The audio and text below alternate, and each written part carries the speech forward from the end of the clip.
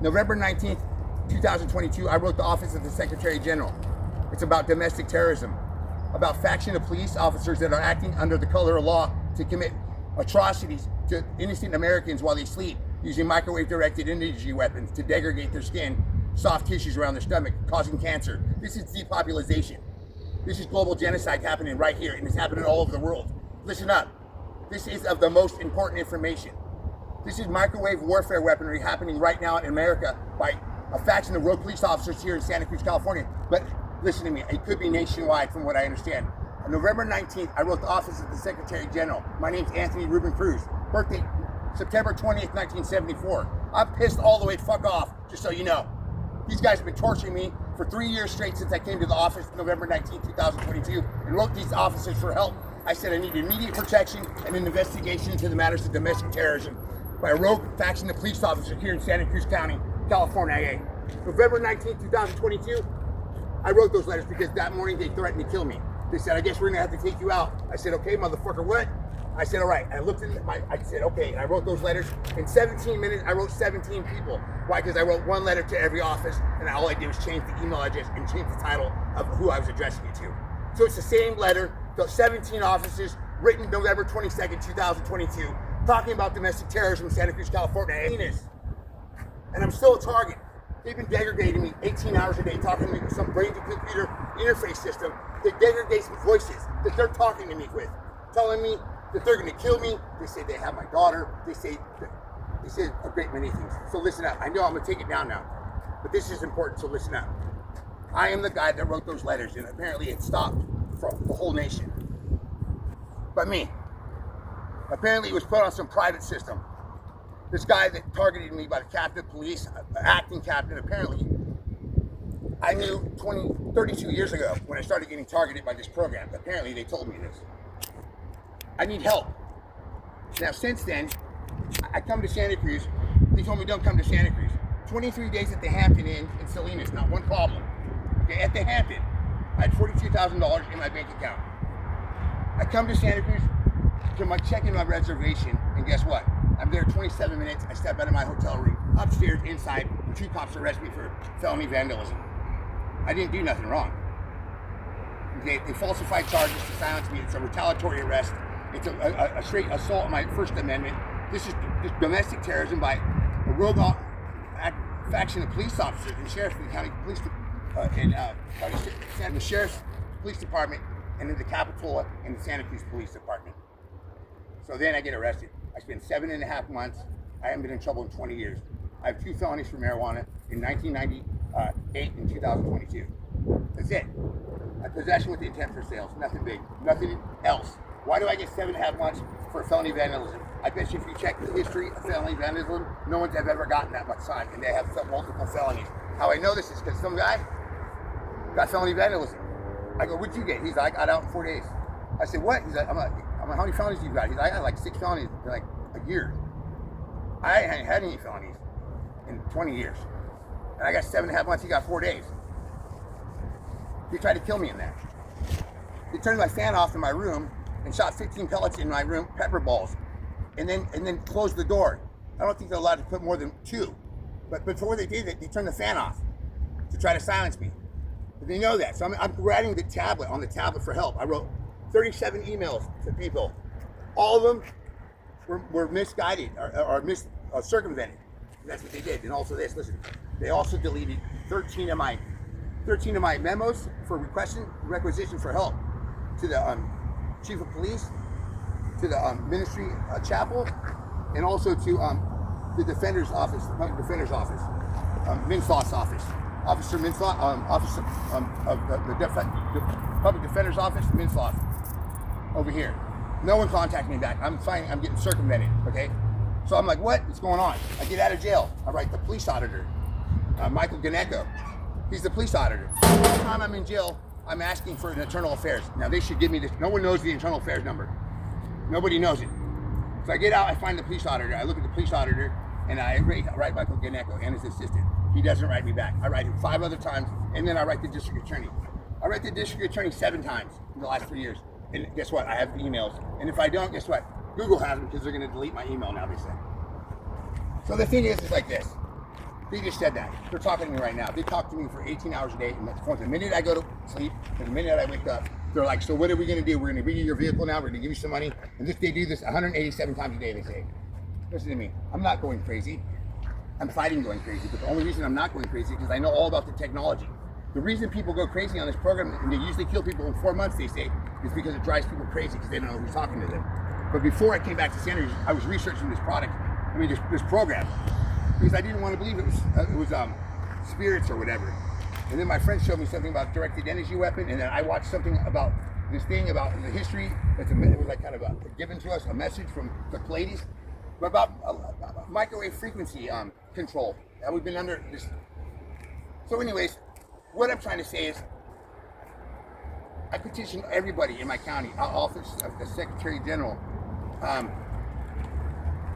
here, office of the Inspector General here in Santa Cruz, excuse me, and that's the same office of the Internal Affairs. Nobody's gotten back to me now. I've written the district attorney and I let them know, hey, listen, I know this is a social engineering program and things can get convoluted. I don't care what anything has happened to up right now. I need you to do your fucking job. You know what I mean? Basically it's like this.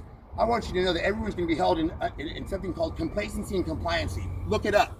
You're going to be held in complacency or compliancy in the field of where the law office you hold, to do your due diligence to uphold the Constitution if you're in a position of law and you're in the law society. I said, so this is it. I said, another thing you need to look up is the color law, because this is acting under the color law, and they should have looked it up, because what it says in there, it says if you ignore your responsibilities, you too can get the deliberated sentences, whoever is doing this to me. So I told the district attorney that. I told the office Inspector General of Santa Cruz. I said, I'm not happy with the diligence in the performance of the field of the district attorneys and what I'm getting as far as a response. He didn't contact me. So what did I do then? I then wrote LA Times. Okay, LA Times, it has an article about predictive policing in Santa Cruz in 2020, talking about how the decommissioning of it. So then I wrote the LA Times, okay, in regards to this matter. And I wrote them in regards to the matter, letting them know I need immediate protection and investigation into this matter of domestic terrorism. I'm still a victim of this program that you wrote about in your article in 2020 about a decommissioning program called predictive policing, which I'm still a victim of. Please help. I wrote the editor, the chief editor. I also wrote one of the messages from the LA Times, and then I wrote one of the editors I found was a good liberal editor, but she has found it working at the LA Times, but she moved to New York. So then I wrote her to tell her, hey, follow up on it in LA for me. Told her the same thing. So this is all in the matter of a couple months, like last month. And I also wrote thetruth.org, like 3 or 4 emails in regards to this, okay? I also wrote my the office of Slater and Schumann. They're an attorney firm that deals with the clergy case from the church. They deal with victimization, but it's a sexual victimization they deal with. I didn't know that. I'm working on them. They're my attorney for a case that's going on that has not yet finished. So I asked them to help because I thought they were like civil rights or something. I didn't know that. So then I wrote all these offices for help. I'm getting no help.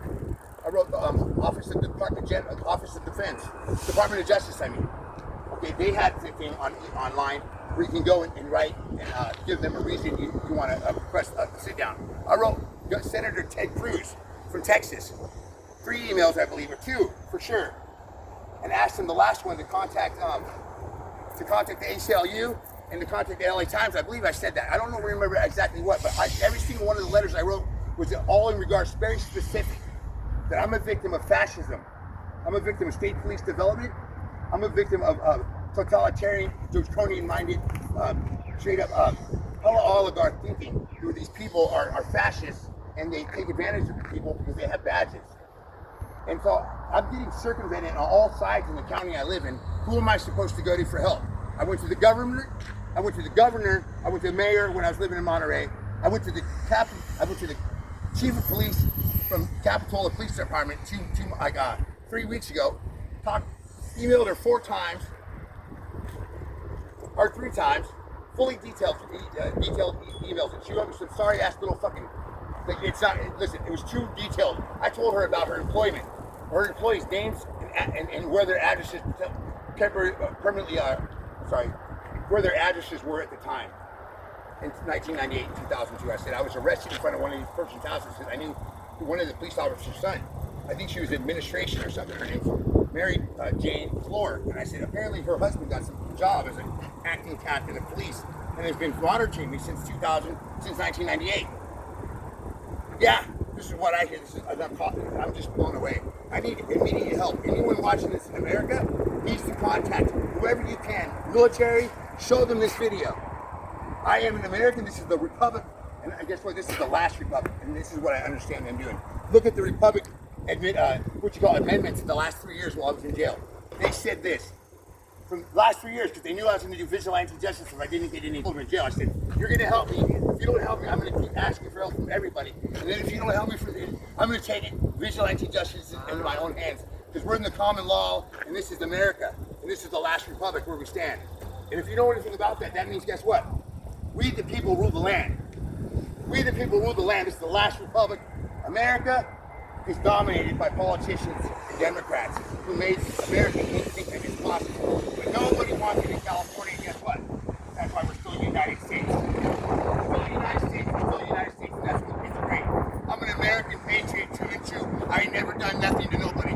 Nothing to nobody, not one thing. Never raped, no killed, never still nothing. Nothing. There's no reason why I should have been put on that list. I'm not a dissident, I'm not a terrorist. I worked at Synergy Semiconductor when I was young. It's a semiconductor company. I worked at Attel company. I worked at Dynamic Engineering. I worked at Lintel Engineering. I worked at Solar Electronics, all electronics. And I also was a locksmith. I became a carpenter, and I worked on tires. Okay? I'm a prospector, but I like to go out and look for stuff. I'm a very simple person. They picked on me because this man's son, who I just met, whose cousin was my nanny, where I lived on La Madrona. I forget the address when I worked at CTW in 1998. This guy's man just moved. This guy named Michael Clore. His dad and his whole family moved from Maryland to Capitola in 1998. And guess what they were supposed to do? PSYOP, black PSYOP. And this is what I'm talking about. This black PSYOP we're talking about right now is what I'm talking about right now. It's a social engineering, behavior modification, no-touch torture, slow kill program. I've never heard anything like that before. I haven't heard that title anywhere. I wrote that. I didn't make it up. I don't know what to call it. But all I know, it's no touch because they touch me with a microwave frequency.